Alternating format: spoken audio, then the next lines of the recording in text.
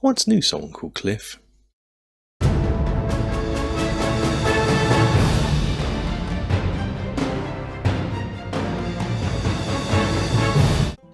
Hello and welcome to the Battling Barrow. In the last video we looked at making some wilderness tiles, and I mentioned about making rivers and rocky escarpments, but rather than sort of go into there, I thought I'd do something else which is probably more of use to tabletop role players, which is making sort of a mountain or a cliff wall, and also, more importantly, a cave entrance that would lead to a dungeon. These are going to be fairly modular. I'm going to use a magnet system, so you can stack them up quite high with a top on, or you can leave them as single, and that is what we're going to be making here. What I'm going to do is cut out a piece of foam that is 150mm. I want it to be, this is, I forget. So this is, about an inch thick, so I'm going to glue two bits together to just make about 2 inches thick. So I'm just going to glue those together now.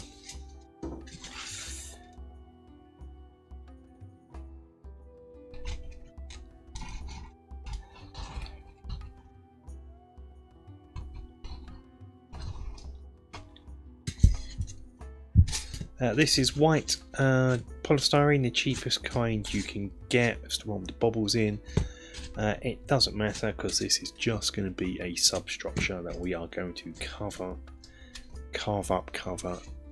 in Mogrock in a bit. So for making a cavern, I'm going to mark out a halfway line, just so I know here, and then I'm going to measure 1.25 inches either side. And what that will end up allowing me to do is have merge this into my dungeon tiles and cavern tiles. So once I've got that, what I am going to do is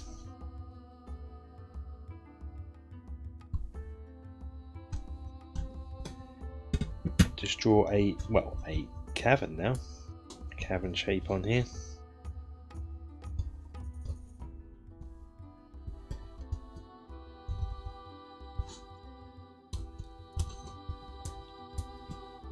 So, and then I'm going to cut that out.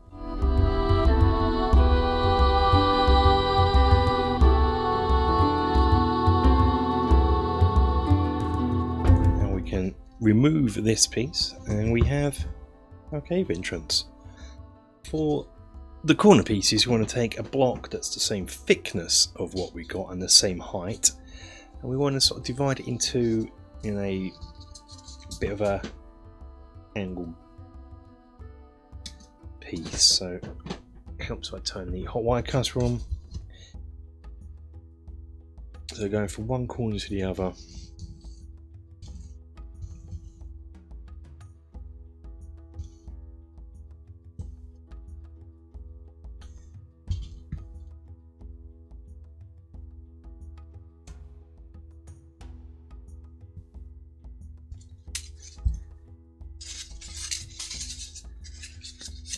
So you flip that one over, and these will be your end pieces. We will be basing it on the same 10mm foam that we use for the standard wilderness tiles, and so I'm going to measure 15cm along there, and I'm going to have it so there is going to be a bit of an overhang here, so I can do some scree and whatnot around the base to give it a bit of detail.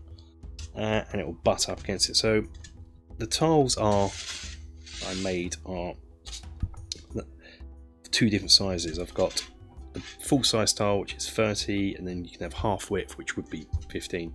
I'm going to make them quarter width, which is 7.5. So I'm just going to measure that out.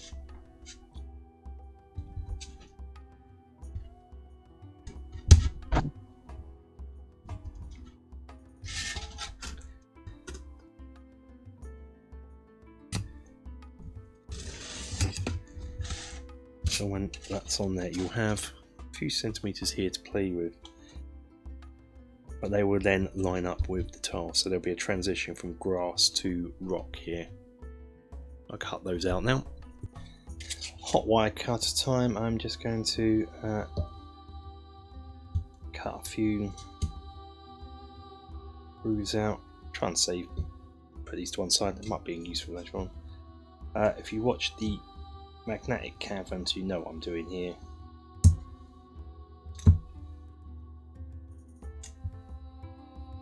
One thing to note is, just for lining up purposes, don't go towards the edges, and they'll always line up.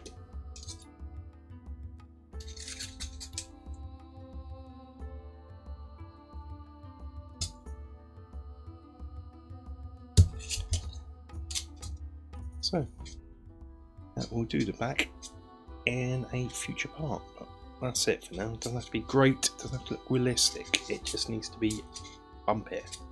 Obviously do the same with your cave piece.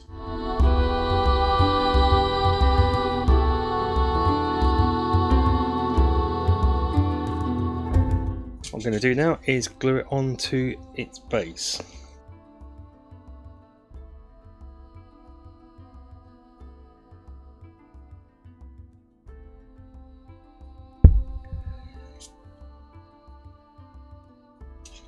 To note is I want it lined up on this side, back, and here.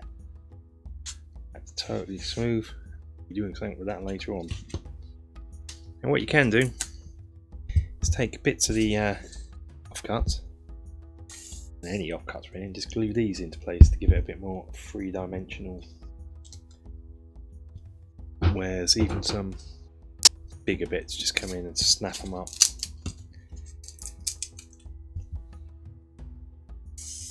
We'll be covering this all later on.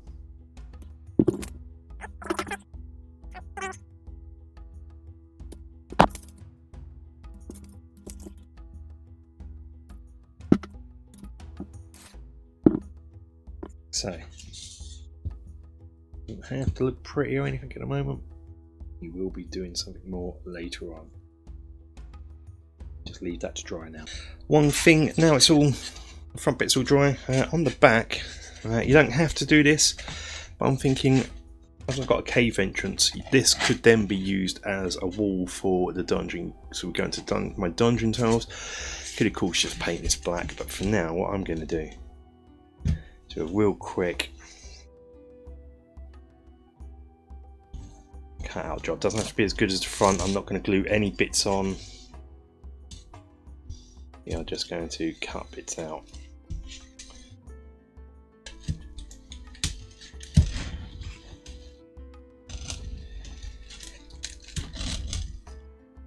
Once again, making sure that the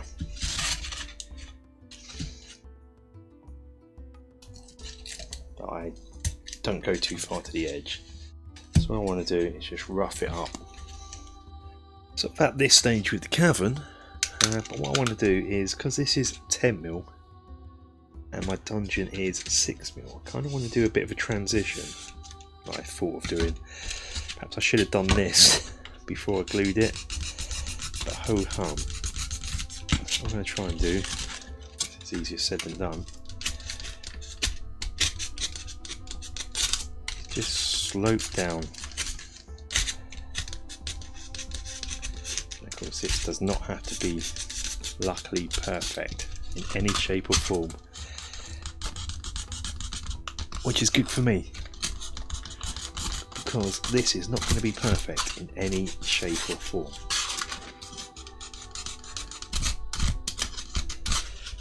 Luckily this is a path. What I'm trying to do is, I've got not a dungeon tile but a 6mm tile here. So yeah, that is looking alright. A little bit here and there.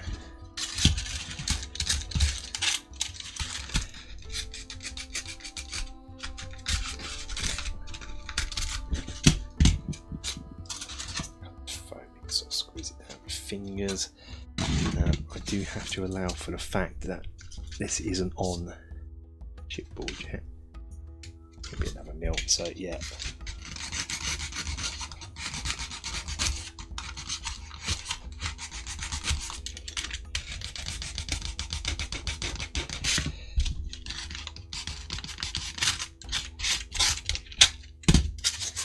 There we go. That'll do. With that done, we can get on to the plastering stage. So once this is dry, we're going over to the plasterboard and we are going to put mod rock on. Now, long-time viewers of my channel will know I love this stuff for this purpose, for rock building and doing rocks, caves, cliffs and everything. But what is it? For those who don't know, it is this. It's plaster on a roll that you cut down into strips and soak in water. So what I'll do is I'll get cutting, and then when I've got enough, feel I've got enough cut for one piece, we'll get plastering. Once you've got enough cut, soak it in water for a few seconds. Want to make sure, really ideally, you've got enough cut to do a whole piece, because this stuff reacts to water really quickly. So I'll just soak this in a tub of water, and we're just going to come along off camera and you're just going to apply it. So you put it in. First layer probably is just all about getting it on. Don't worry about smoothing the holes out too much. That's a tip. And what I'm doing is I'm not going over the edges here.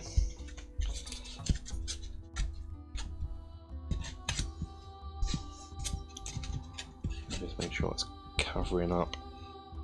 So another 2 bits. This down a bit. I'm not going to go around the edges or over the top. Now the top edges I'll just leave blank and I'll paint black. But the top, I don't know. I think I've got a plan, but I don't know if I'm going to be able to get it done in this video or it'll be a future video. But for now, because what I want to do is make these somewhat modular so you can stack things on top. So what I'm thinking of, putting some sort of magnet system on, but I don't know, I'm not quite sure what yet. So for this video you might just see it.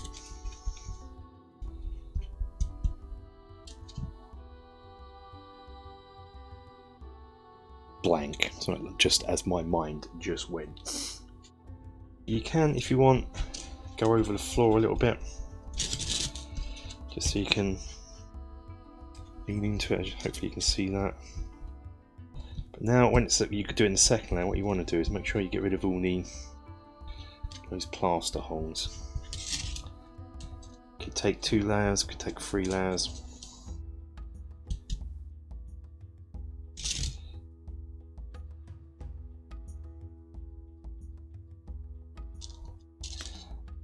If I've got a little bit here.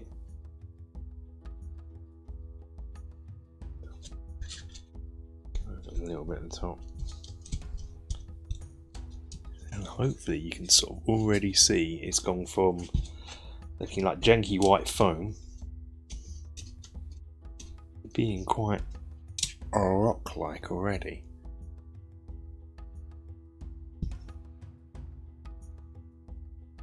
It doesn't take too long to dry, but I tend to like leaving it overnight anyway, just to make sure it's all set nice.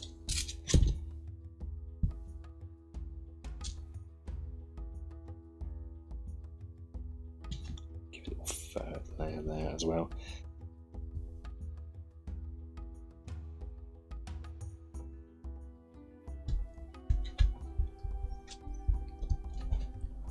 The more layers you do, the better it's going to look, really. It's all the fun. One thing to remember to do is once you've done the front, do your back. Back, of course, doesn't have to be as good. I was saying it serves as a bit of a nice nifty piece if you're transitioning from outside to a dungeon. It can be the inner wall of the cavern. Onto the painting. These are going to be painted in the same way I did my magnetic cavern wall system. So we're going to first make a grey wash, a real basic grey wash. So some grey acrylic paint, some water, and it's got to be a real light wash as well. You don't want it to be paint, you actually want it to be almost liquidy. That'll do. Okay, so what we're going to do is we are just going to wash the rocks. What I want is the white of the plaster to do most of the work for us. So hopefully, yeah, perfect.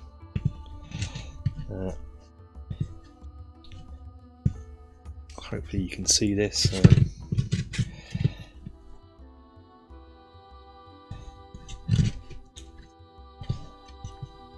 Here coming through.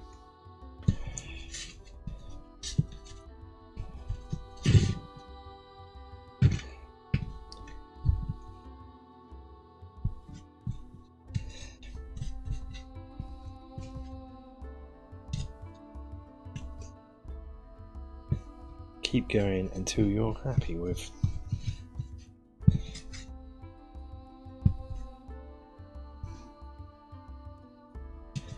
With it, and you'll have is it looks like that. How about the tops and the sides for now? But do remember to do your back. Now it's all dry, we're going to go on to the next stage where I take a brush of water and we're going to wet it back down. So I want this to be a wet surface. You might have to keep going over this if it dries out. And I'll wet it down as much as possible. I'm working with a wet surface because of the porous nature of the plaster. As I say, you may have to keep going over it, topping up.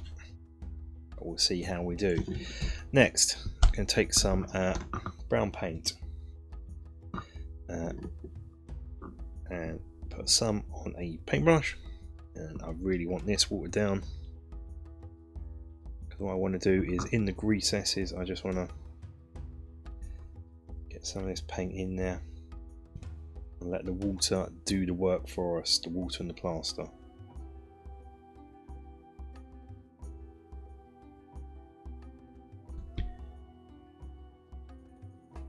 In the darkest recesses. If you're worried about how light the actual grey is at the moment, don't worry, we will be applying a wash onto this at the end. But you see already, even though I'm holding it upside down for you guys because I'm not working. Already, it's looking rocky. Okay, next up it's a similar process but with a lighter brown. I'm using this old snakebite leather here just to come up, and if you ever make a mistake where you feel you've got too much brown on, just come in with some water and rinse it down. This will probably give me enough to do everything I want. Let's see what I've got here. Maybe not. Just want to be a bit.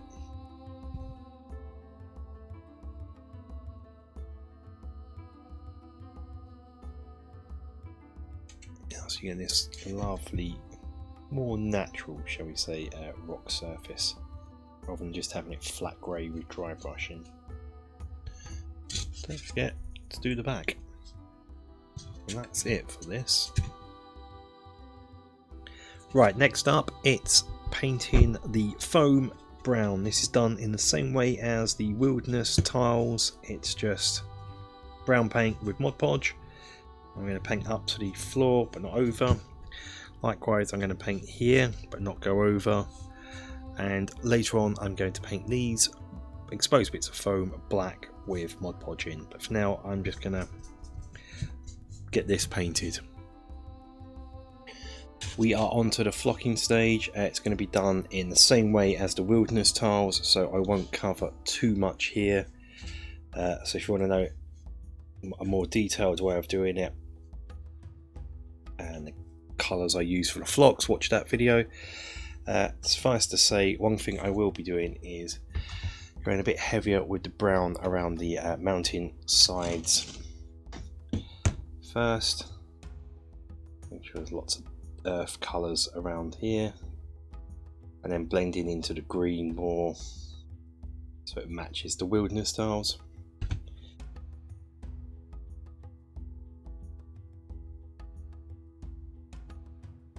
And we will be adding some rock scree, whatever it's called,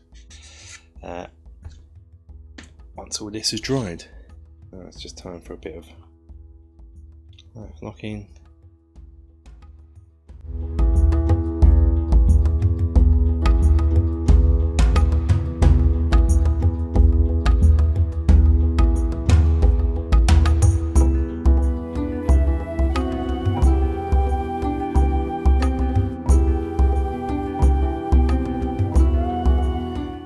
And now we are going to apply some tacky glue around here. We've got some coarse flops like for the wilderness tiles, but we've also got some ballast. We've got some small ballast, medium and large that we're going to use as rocks around the edge. So that's what we're going to do now.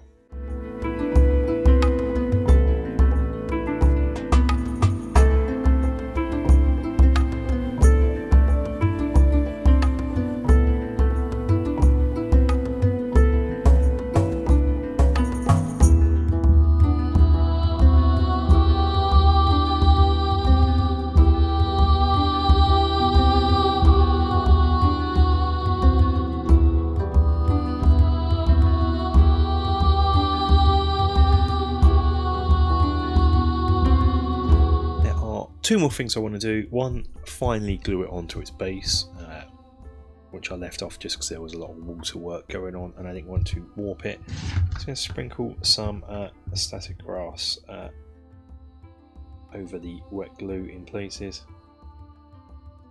Well, that's soaking. If I had a static grass applicator, this would be much better.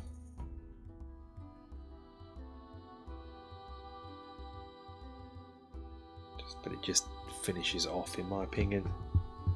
Just a little subtle amount of static grass. And that bang was my cat next to me. The joys of working with animals. So yeah, I'm going to glue this and the others to the bases, and that's pretty much done. So our piece will now look something like this. You could just leave it like this if you wanted to, but we're going to take it to the next level by covering the top, which even if you didn't want to do the next steps, it may be worth doing anyway. Just if you didn't want to do what I'm going to do next, you can just cover it in chipboard. But we are going to cover it in a magnetic sheet, so we can add to it. So we can either put a cap to it. I haven't completed this one yet, but I've got it halfway done. So we're going to do something like this. So we have the cap to it, or you can put another layer of hills, mountains on. Again, haven't made these yet, but we're going to magnetize these, obviously without the base. And also, looking at this one that I have put the sheet on, it just looks better. It just gives it a nice finished look. Hides the fact it's double foam, or the fact that it's foam altogether. So even if you don't want to do the magnetized part we're going to do next, might be worth covering up with either the magnetic sheet or chipboard. So what we're going to do is use some magnetic sheeting, and it comes in a sheet like this, an A4 sheet. It will have a dull side and a shiny side. You can consider that your sort of poles of the magnet, if you like. As long as you work with the same all the way through, you're good to go. I have the shiny side facing up on my parts here, as you can see here. So the best way to do this is to trace around the dull side up, stick that on. So if I was to trace around it, so you put it upside down, trace around it, when it flips over, you've got the shiny side up.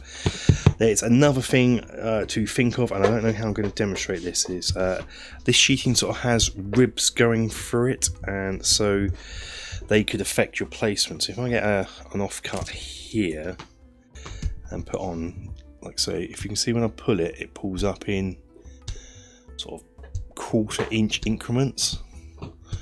That's important to know, because if you cut it wrong, you're gonna not get the magnet until you hit those increments. So the best way to do is always work with the edge here where there is a rib going on.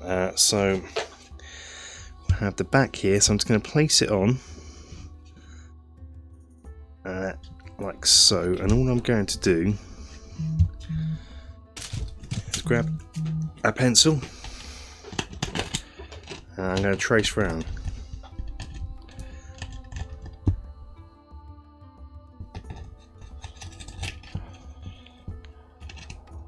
This is really tricky to do on camera. Wide done all the others before I recorded this one, just so I've got to practice.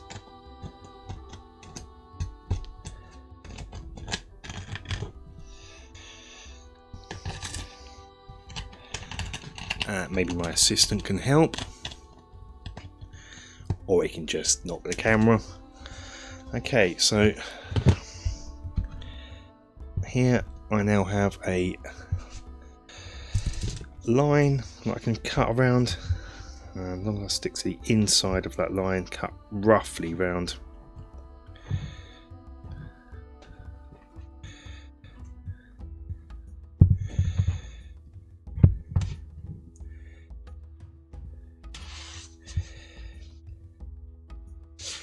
We should be good to go.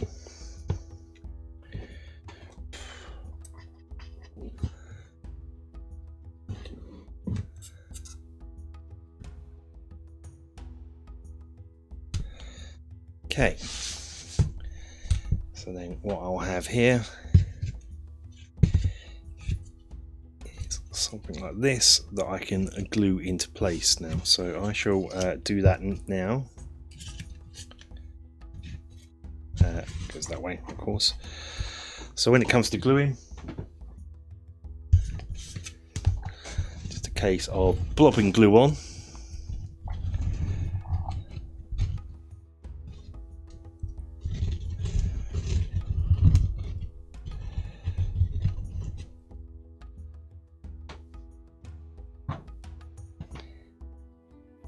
Popping your piece on.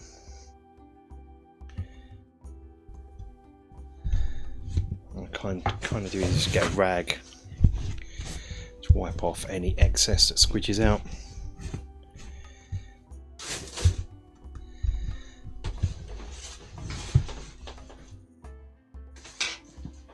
Get some heavy books and put on top, like so, and leave that to dry.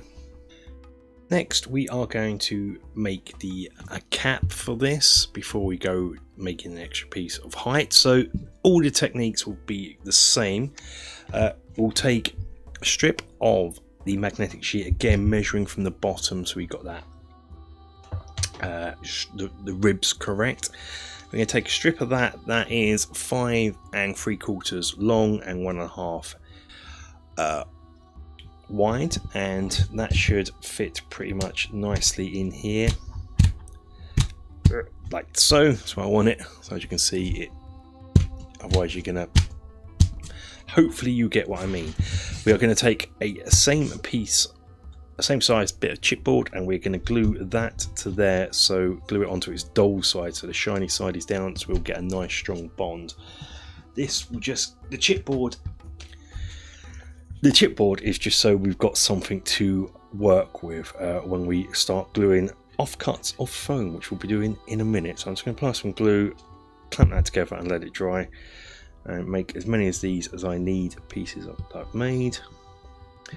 In a minute we're going to come in with some foam, but for now that will do.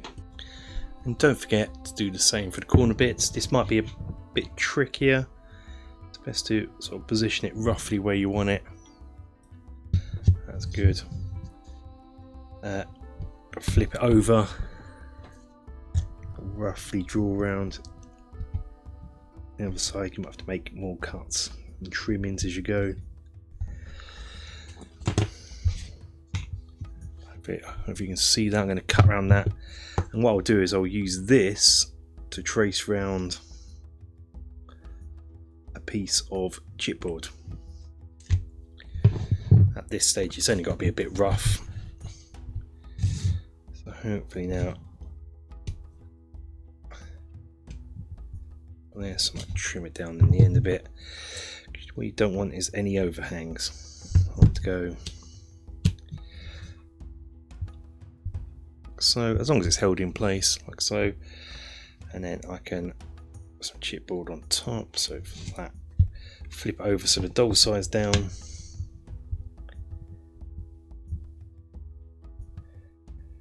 Trace around this.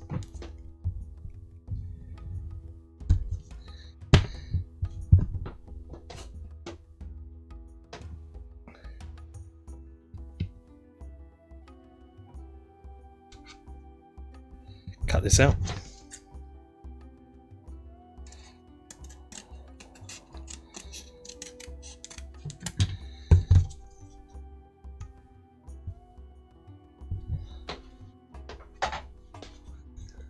Apply glue to it, and glue it in.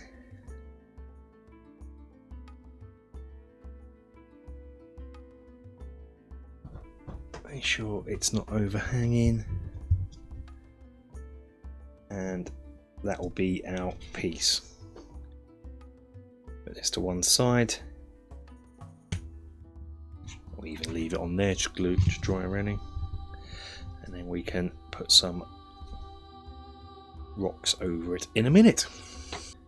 So now it's time to make use of all those old bits of foam and foam core offcuts that you've collected over the years but don't know what to do with. We're going to use this to make a substructure. So what I'm going to do is kind of work with an M piece at the end that's sort of the same sort of width.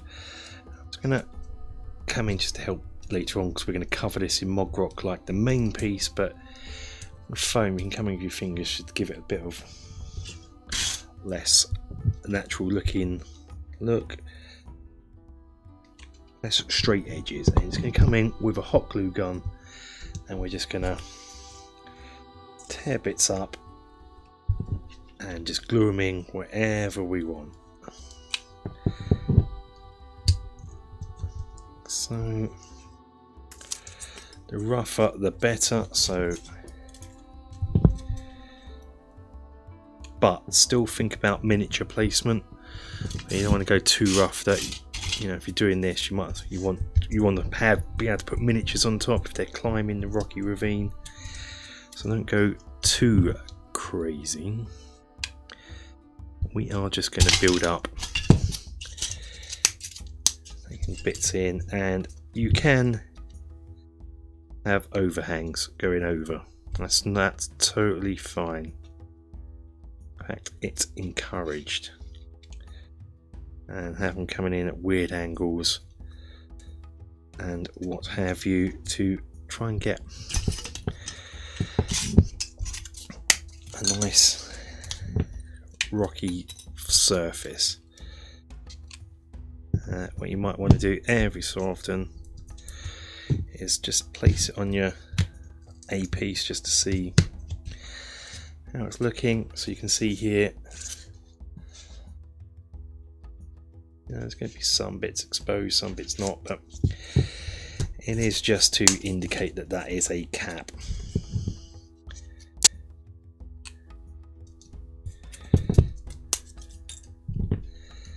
The bits you add on, the better.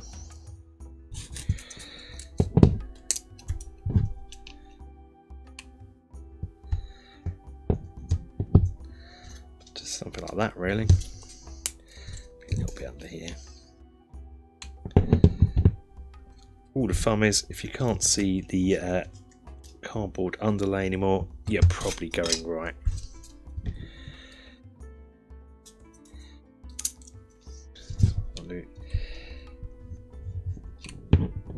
Add as much or as little as you want. It doesn't matter what it looks like at this stage, we will be covering it up.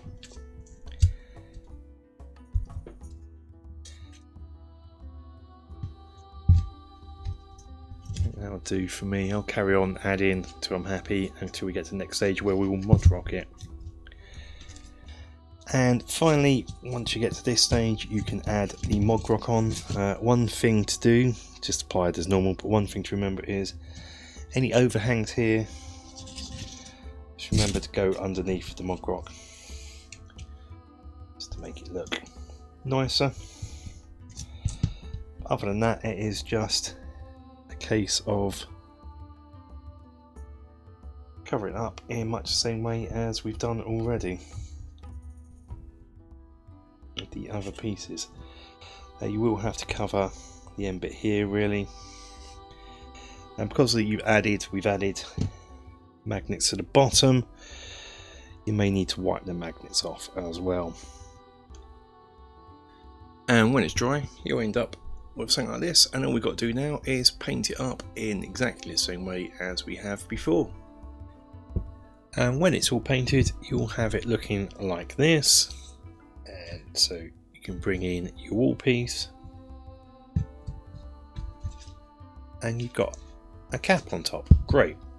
And what about the wall extensions? Well, they will look like this when they're painted. I painted it black around the edge, because what we're going to do is not put a cap on where it matches it. We're just going to do it in strips.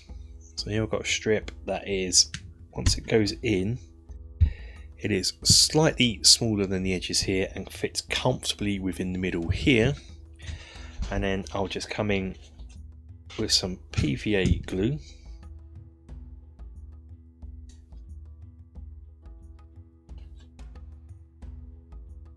Spread that over here, and just to aid in the drying time, I come in with a bit of hot glue and just put some splodges around. Not a lot, it's not there to hold it permanently, but just to help me now. And then I'll just position it where I want it. Then I'll know whenever I put it back in, it's going to line up to the magnetic side. And make sure it's where I want it, let that dry and move on to the others. So are these tiles compatible, one, with the wilderness tiles we made last week, and two, with the dungeon tiles we have made in the past? And the answer is yes. These in fact serve as the transition piece. You'd set up your wilderness tiles with the cliff face, with a cavern entrance, and that cavern entrance takes you down from 10mm down to 6mm, leading nicely into the dungeon, which is great. That's it for this video. I hope you like what you see. We'll have a good look at them after I finish my waffle. I'd like to take time to thank my patrons for making these kind of videos possible. Thank you for watching, subscribing, liking, commenting, making the channel as awesome as what I think it is. And until the next video, guys, stay safe, take care.